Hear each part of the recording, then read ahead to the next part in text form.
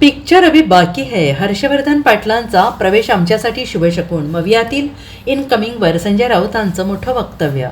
विधानसभा निवडणुकीच्या पार्श्वभूमीवर राजकीय घडामोडींना वेग आलाय. पुढील काही दिवसात निवडणुकीचा कार्यक्रम घोषित होण्याची शक्यता आहे आणि त्यातच महायुतीला एकामागोमाग एक धक्के बसत आहेत.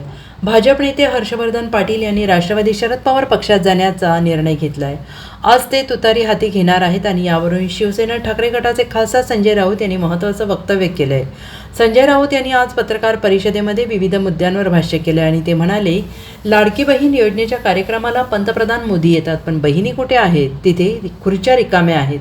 बहिणींना माहीत आहे की 2-3 महिन्याच्या वर हे सरकार राहत नाही, हे मुख्यमंत्री राहत नाही आहेत, सरकार बदलणार आहे. त्यामुळे लाडक्या बहिणींच्या माध्यमातून जी काही मते मिळतील ती घेण्याचा हा प्रकार सुरू आहे.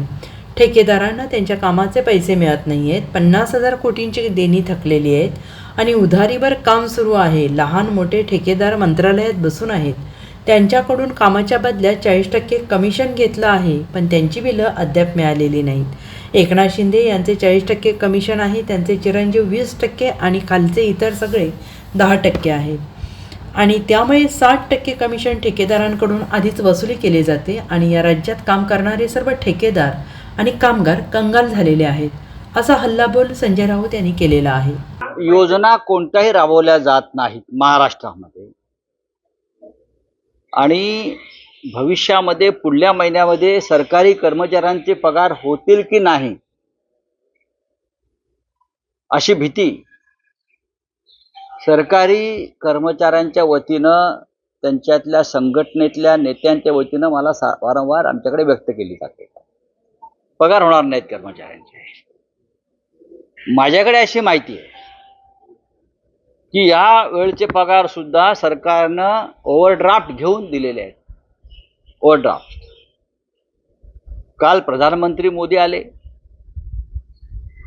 त्यांनी हजारो लाखो कोटींच्या योजनांच्या घोषणा केल्या. पैसे कुठून आणणार आहेत?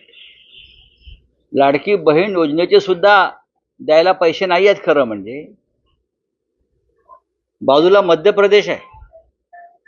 मुख्यमंत्र्यांनी मध्य प्रदेशची माहिती घ्यावी.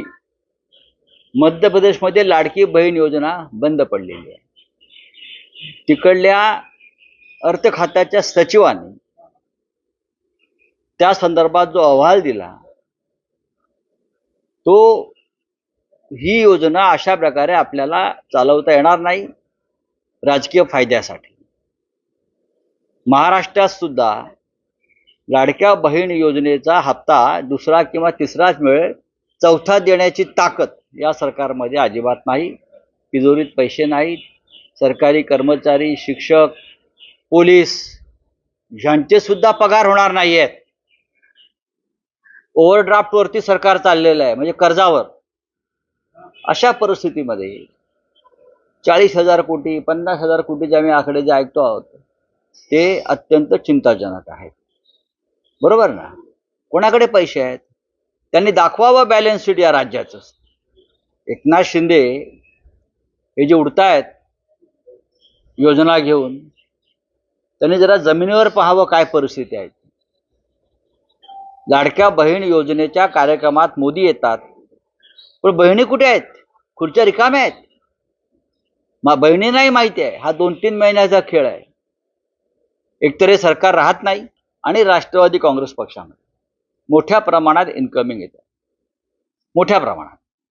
काल आपण पाहिलं असे डोंबिवलीतले तरुण कार्यकर्ते जे एका विशिष्ट परिस्थितीत मिंदे गटात गेले, दीपेश म्हात्रे, ते पुन्हा त्यांच्या कार्यकर्त्यांसह इथे आले.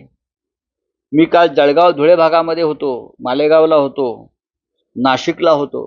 त्या भागातून लवकरच मोठ्या प्रमाणात इन्कमिंग होईल आणि हे सगळे लोक शिवसेनेबरोबर उद्याच्या विधानसभेत काम करतील आणि आमच्या जागा निवडून आणण्यासाठी मदत करतील. याला जोडून हर्षवर्धन पाटील आज राष्ट्रवादी देत आहेत, त्यांचं आम्ही स्वागत करतो. हर्षवर्धन पाटलांचं महाविकास आघाडीत येणं हा आमच्या सगळ्यांसाठी शुभशकून आहे. हर्षवर्धन पाटील एक सुरुवात आहे. त्याला म्हणतो येतो अभी झाकी है, पिक्चर अभी बाकी है. कळेल ना आता कोण कुठे आहे आणि कोण कुठे जात आहेत ते. ज्या दिवशी आचारसंहिता लागेल या महाराष्ट्रात त्या दिवशी महाविकास आघाडीमध्ये येण्याचा प्रवाह आणि ओघ कसा वाढतोय हे तुम्हाला दिसेल. Bureau report SBN Marathi, Mumbai.